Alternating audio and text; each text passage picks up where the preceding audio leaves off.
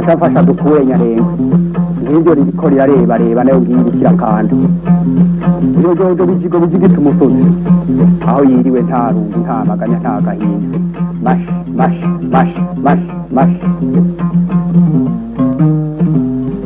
inka imirima n'ibidukikije bizuka n'ibihugu bihoza abana mbikukura nama ndumwungere w'amagana nsangiye umurimo ndamuganga kura inyongo ngakura kwaje inka imirima n'ibidukikije ni ikiganiro mutegurirwa n'ubushikiranganji bw'uburimyi ubworozi n'ibidukikije mukagishikirizwa na televiziyo y'u Burundi.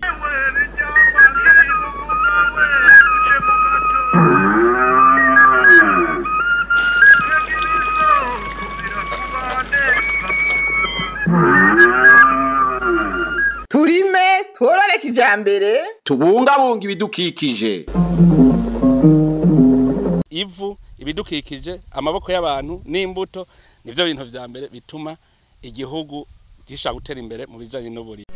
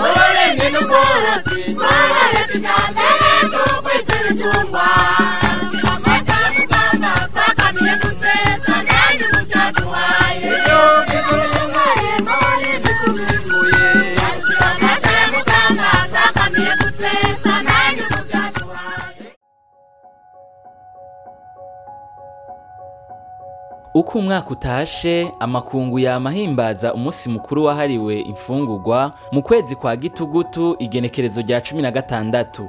Muri uyu mwaka turimwo w'ibihumbi 2023 uwo munsi wahimbajwe ku civugo ngo amazi n'ubuzima, amazi aratugaburira, twese tuyabungabunge. Mu kiganiro c'uyu munsi tuganira ku kamaro ayo mazi afitiye abarimyi n'aborozi eka mbere n'abarundi muri rusangi. Imana rero yaduhezagiye yaduhaye ico no kwita iyo ngabire ikomeye kuko ibindi bihugu birindira amazi avuye ahandi ariko twebwe twaratomboye inzuzi zose zitemba ziva mu Burundi.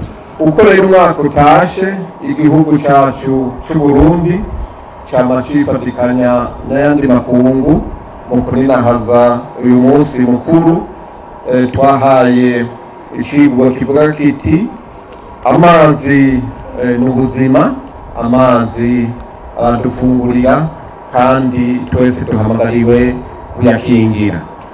Umwaka rero w'ibihumbi 2023 tukaba twahisemo guhimbariza uwo munsi mpuzamakungu ngaha mu Kirundo kuko iyi ntara ya Kirundo ari intara idasanzwe.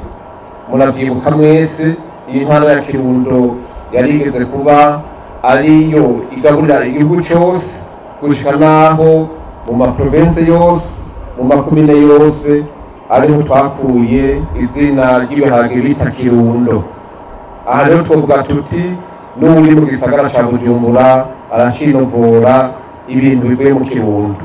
Nico gituma rero twaciye duhitamwo iyi ntara kugira ngo dusubire turabe tuti mbe yahangiro ya kera ko Kirundo yagaburira igihugu cyose ubu iryo hango tuzogaruka turishikeko. Turabona rero yuko bizotera bigakunda kuko dutera akajisho hirya na hino turabona yuko iyi ntara itotahaye. Kuri uwo munsi mukuru wahariwe imfungurwa kabaye akaryo keza ko gutanguza umwaka w'uburimyi w'ibihumbi 2023 ushira w'ibihumbi 2024. Ico gikorwa kikaba cabereye mu murima w'ishirahamwe ry'abakutsa kivi bo mu ntara ya Kirundo. Twe twakingurutse ni iteka twatewe, twarumvise batubwiye twe tuzoza kugurira umwaka w'uburimyi ku itongo ryanyu aho musanzwe murimira muratujana tatubazana ngaha kuri umutumba wa Runyonza muri komine ya Kirundo. Twebwe rero turashimye twakingurutse kuri iteka baduteye. Hanyuma umwaka w'uburimyi twebwe turabona yuko ikirere kimeze neza. Turabona yuko ikirere kimeze neza kandi turavyishimiye. Murabona ko two turatera ahantu hakanye. Ino ntara siko byahora biri. Twarumvise yuko imvura izogwa ni nyinshi. Ngaha igipande kininiya tuzotera ibigori. Igipande gitoya tuhatere imbuto y'ibiharage. Mwabonye yuko ibigori twateye ari bwa bwoko bwa kijambere bimwe bita ngo ama hybrid. Hanyuma ubwoko bw'ibiharage twateye ni imbuto bita basore. Twe turima rero imbuto irobanuye ntituva gutora imbuto yari yo yose kugira ngo uronke umwimbo ushimishije ubwiza gukoresha imbuto irobanuye. Nizo mbuto rero zibiri ivyo bigori vy'ama hybrid hamwe niyo mbuto y'ibiharage bita basore. Twabanze guca imikobeko mu ntumbero yo kugwanya inkukura kugira ngo imvura niyagwa ari nyinshi hako yo twononera umurima y'iwacu zosange twaciye imikobeko. Hanyuma imikobeko murazi kuca itangira iyo nkukura iyo twaye ivyo twateye. Murabona yuko twamaze no gutera ko n'urubingo nko mu ndwi zibiri rwamaze kunaga. Twebwe twaracipanze ko naco gituma twashize imbere cyane cyane ibigori nibe tuzotera byinshi ko tuzi ko ibigori byo birinda n'imvura nyinshi. Ibiharage tuzobitera mugabo twabitegekanirije igice gito ihegitari imwe ku hegitari 3 tuzotera ngaha. Abarimyi bategwa kamo ko gukurikiza ivyo basabwa n'abajejwe igisata c'uburimyi kugira bikunde umwimbu gwire. Twebwe nk'abakutsa kivi bo mu ntara ya Kirundo twagiye dutera kamo abarundi bose basanzwe batungwa n'uyu mwuga wo kurima mbese n'ubukorora kugira ngo bitabira kamo twatewe n'abajejwe igisata c'uburimyi n'ubworozi n'abajejwe ibidukikije kugira ngo dutere ivyo baduhanuye gutera. Ni kuvuga baduhanuye gutera ibiterwa birinda imvura ko batubwiye yuko kwaka gatasa azogwa imvura nyinshi. Hanyuma twiteho gutera ibintu imbuto zirobanuye kandi dukoreshe intabire kuko aho watabiye uragwiza umwimbu inshuro 2 canke 3 ukarushiriza wa wundi yateye atantabire yashizemo nkuko nyene cubahiro adumiriza niho wa muntu waronka ivyo ufungura wa mufuko nawo ukajamwe amafaranga mbese menshi. Iyo umurimyi ateye imbuto zirobanuye mu murima wiwe ukingiye inkukura abasigaye akeneye imvura kugira ibitegwa vyiwe bikure neza bimuha umwimbu. Amazi n'ubuzima, amazi aratugaburira twese tuyabungabunge. Ico civugo rero nkuko mwacumvise twagishitse kugira ngo twibukanye akamaro ntangere amazi afise mu buzima bwa kirema muntu. Benshi bagi baravuga bagarutse ku kamaro k'amazi ariko biraba ngombwa yuko dusubira tukakamuganza kuko twarabonye yuko amazi niyo nkingi y'iterambere. Kugereye igihugu cacu ico civugo twababwiye ni inkoramutima kuko kirajyanye n'umwitwarariko dufise wo gukingira amazi na cyane cyane ko tuzi ariyo soko ry'ubuzima bwacu. Ahatari amazi ntitworonka imfungurwa kuko nkuko mubizi ibiterwa bikenera amazi kugira ngo biduhe umwimbu. Ntitwobaho kuko dukenera kunywa amazi imisi yose kandi ibikorwa bya misi yose bikadusaba gukoresha amazi. Eka mbere n'ibitungwa byacu ntibyoheza ngo bibeho kuko nabyo bikenera kunywa amazi. Ibinyabuzima byose biba ibiri mu mazi biba ibiri hejuru byose bikenera amazi. Amazi rero ni karahara mu ruganda ntibacura kuko ubuzima bwacu ntibushobora kubaho atamazi dufise. Nico gituma rero duhamagarirwa gukingira amasoko, duhamagarirwa gukingira imitumba, duhamagarirwa gutera ibiti kugira ngo amazi abandanye aboneka ku rugero rushimishije. Igihugu cacu gikikijwe n'amasoko menshi atemba amazi kandi amazi meza. Numvuga nti n'agashimwe Imana yaduhaye. Amazi adufitiye akamaro kanini cyane. Twarigishije abana turakuramo amatongo turanubaka. Urumva yuko mu mafi twarayarobye aratugirira akamaro aratuzamura. Ubu turabona yuko tufise aho twigejeje. Jewe nitwagwa Gasanamisi nkaba ndobera mu biyaga byo mu buraruko. Hariho Cohoha, hariho Gwero, hariho na Gitamo, hariho Gacamirinda, hariho Mwungeri, hariho Kanzigiri. Amazi ni kirumara mu buzima bw'umuntu kandi ni kirumara ku bidukikije. Rero amazi afasha mu kubaho k'umuntu kandi afasha n'ibinyamuzima bisanzwe dufise mu biyaga. Amazi akamaro cyafitiye ndayakuramo umwimbu wo gufungura kongera kandi nkayakoresha mu bikorwa bya misi yose bijanye no gutegura imfungurwa. Zisamagune tuzanaza izi mubona z'umuhondo tuzigurisha ikiro 800, izi zimeze nk'isombi ikiro 600. Hari amafi y'ubwoko bushika 5. Hari iyo bita inonzi ikiro turashobora kugigurisha 8 ahi wacu. Hari iyo bita imamba, ariyo bita injombo turashobora kukigurisha 7,000. Imare turashobora kuyigurisha ikiro 7,000. Ibisamaki zitonyi arizo bita tarapia turashobora kukigurisha 10,000. Ukaca uronka amafaranga umufuko ucuronka amafaranga bikingiye kwa wa mwimbo uturutse mu mazi. Umunwa urashobora kuronka icyo ufungura bitewe n'uko twakoze dushingiye ku mazi. Mwene icyubahiro nawe yaraduhaye uburyo bwo kugira dushobore kwiteza imbere dukoresheje korora ifi. Amazi je amfitiye akamaro kenshi cyane gose, avamwo ifi dushobora gufungura akavamwo akaboneka amazi dushobora kuvomeza imirima agashobora kuvamo n'iyindi myavu bahingura bakuye mu marebe. Amazi aradufitiye akamaro na cyane cyane ko kugira ngo nk'ibitoke bimeruka nuko haba habonetse amazi umuntu akabivomera. Kigira kabiri amazi dusanzwe tuyana hambavu yo kuyanwa nk'ibi bitoke mubona turabikanyaho mw'inzoga.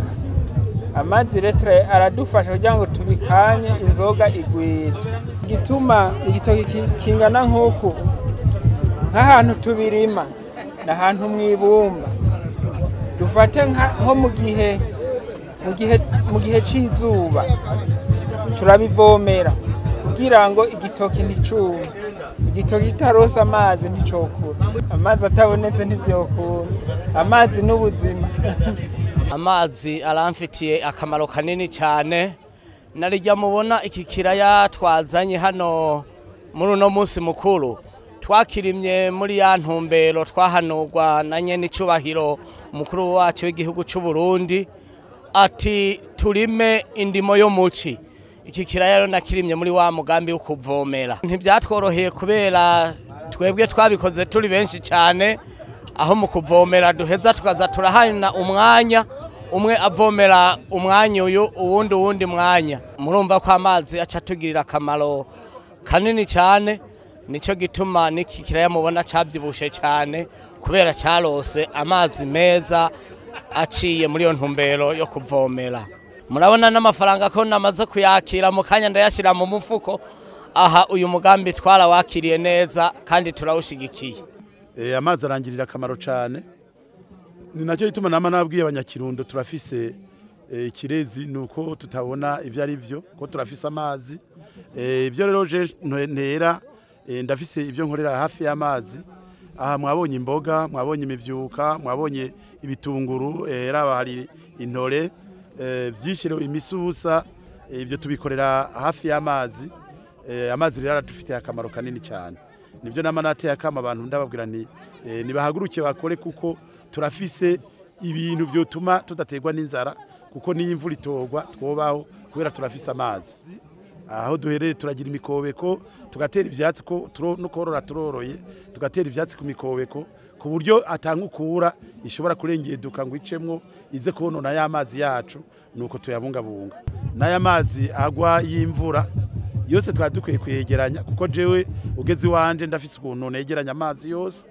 Ndafise ibigega nakoze byo kwegeranya amazi kuko jemba no kwitaba wanashaka mugabo turafise amazi dukoresha mu mazu ayo twikoreye twebwe nyene twegeranya y'imvura. Turafise amazi tuvomeza ibitegwa hafi yo muhira mu mazi nyene twirondereye y'imvura. Ubwo rero hamwe ho ayo mazi yo mu myonga ni ikintu gikomeye cyane kuko dukwiye kuyabungabunga kuko aradufitiye akamaro. Ubwa mbere ho urumva ko twebwe tukunda kugira imikobeko n'ababa hafi iwacu tubabwira tuti ni mushire imikobeko ku misozi no mu mirima kugira ngo inkukura ntiyave itembana yasi kuko yasi niyatembanwa nta kanovera ica yiroha mu mwonga n'ayamazi akaca yononekara. Turafise amagroupe twigishirizamo kugira ngo abantu bose bashobore kudukurikira kugira ngo bashobore kurima neza bashobore kwimbura kuko nk'ubu amatongo yaraze. Amatongo rero yaraze dutegerezwa gukoresha ubwo buhinga bwo kurima bike twimbura vyinshi. Murumva rero ko amazi afitiye akamaro kanini ikiremwa muntu, eka mbere ngo ni inkingi y'amagara meza. Dusubire rero twibukanye kandi ko amazi meza ari inkingi y'amagara meza.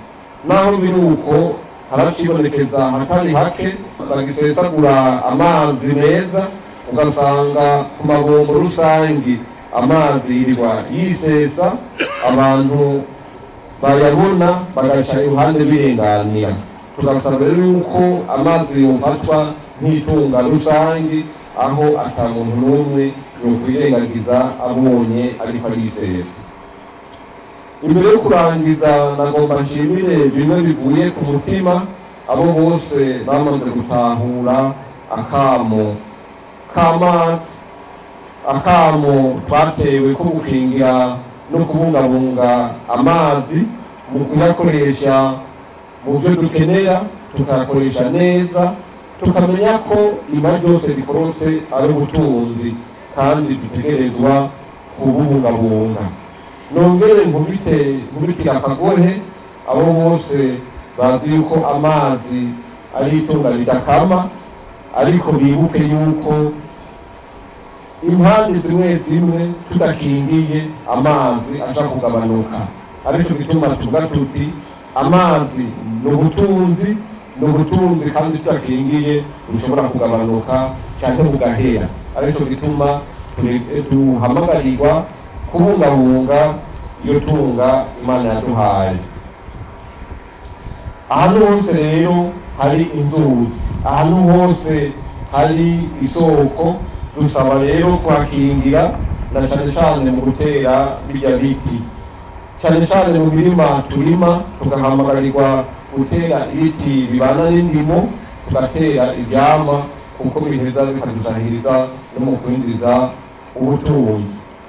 Sinurangiza rero rino jambo ntashimiye ubwa mbere ababumva bose baje kudufasha guhimbaza uno munsi mukuru, kuko kabaye akaryo keza ko guca duhezagira imbuto tukatanguza ibikorwa nyezina byo kurima, tugasaba n'Imana kugira ngo izidufashe ibirima bize bituzanire umwimbu, bize bidufashe amazi yahora atemba tukingira ibidukikije kugira ngo anyengetere ntadutware akanovera kacu, gutyo amazi yame ari meza, twame turonka amazi dukoresha, twame turonka n'amazi duha ibindi bihugu, gutyo rero igihugu cyacu kize kirangwe amata n'ubuki, gitemba amazi anyobwa adahinguwe, gutyo rero tubone ko Imana yaduhaye iteka ntangere. Dushize inguvu hamwe mu kubungabunga amazi yacu, birashoboka ko umunwa wose uronka ico ufungura, umufuko ukaronka amafaranga. Birashoboka kandi ko dushika kuri ya ntumbero y'igihugu cifashe mu 2040 n'igihugu giteye imbere mu 2060. Ashafasha duture Nyarenga nk'ibyo ririko rirareba nayo ngirikira kandi iyo jojo bijigo bizigita umusozi aho yiriwe nta rungu nta maganya nta gahinda mash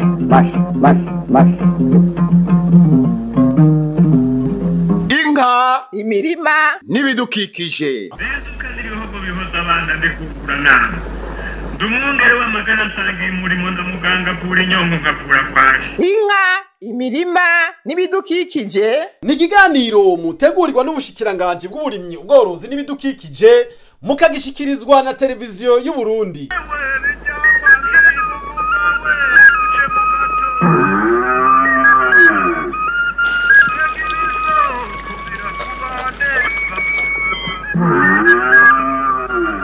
Turime tworore kijambere tubungabunga ibidukikije.